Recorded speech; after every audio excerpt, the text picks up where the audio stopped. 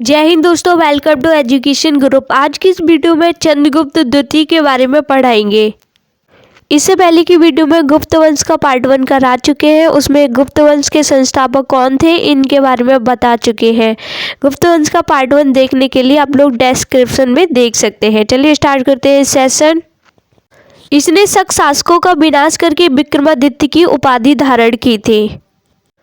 विक्रमादित्य का अर्थ होता है सूरवीर। इतिहास में कुल 14 शासकों ने विक्रमादित्य की उपाधि धारण की है, ठीक है। और चंद्रगुप्त द्वितीय अपने बड़े भाई रामगुप्त की हत्या करके राजा बना था। यह न्याय के लिए बहुत प्रसिद्ध था और पत्थर के सिंहासन पर बैठकर न्याय करता था।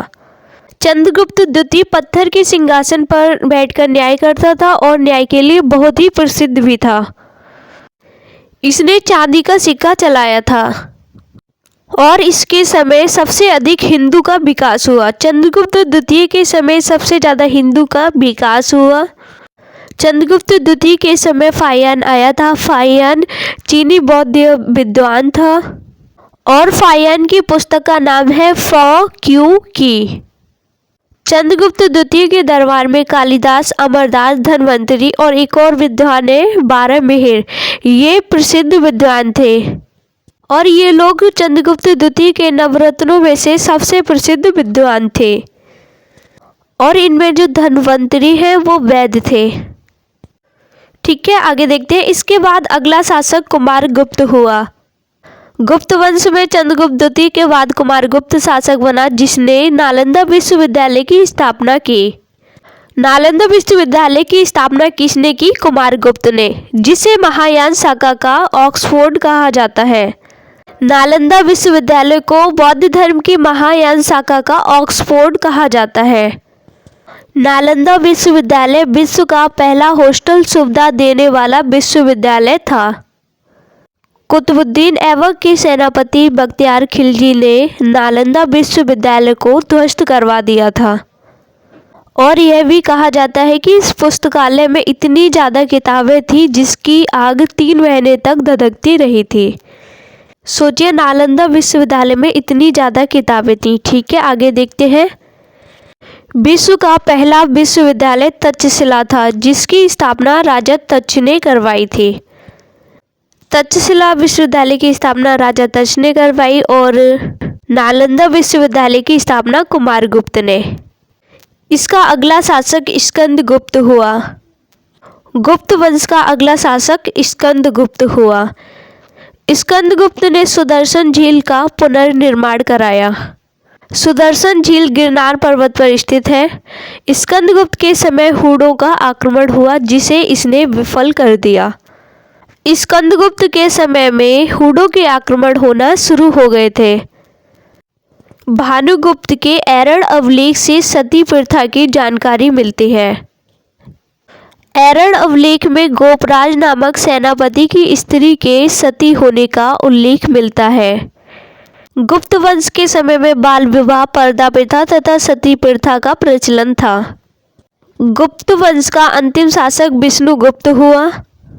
गुप्त वंश का संस्थापक श्रीगुप्त और अंतिम शासक विष्णुगुप्त।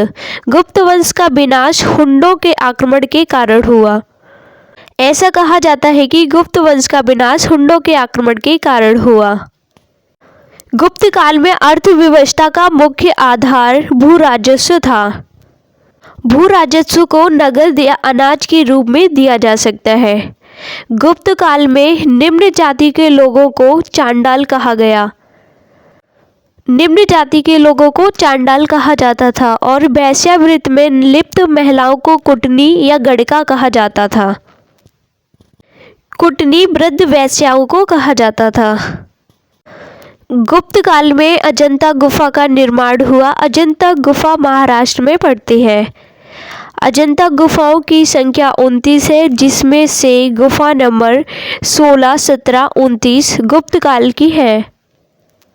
अजंता की गुफाओं की संख्या कितनी है? 29, और उनमें से 16, 17, 29 गुप्त काल की है, ठीक है। अब इतना सब कंप्लीट हुआ। अब थोड़ा सा हूण आक्रमणकारियों के बारे में जान लेते हैं। हूण आक्रमणकारी कहाँ से थे और उनमें से कौन से हूण आक्रमणकारी प्रसिद्ध है।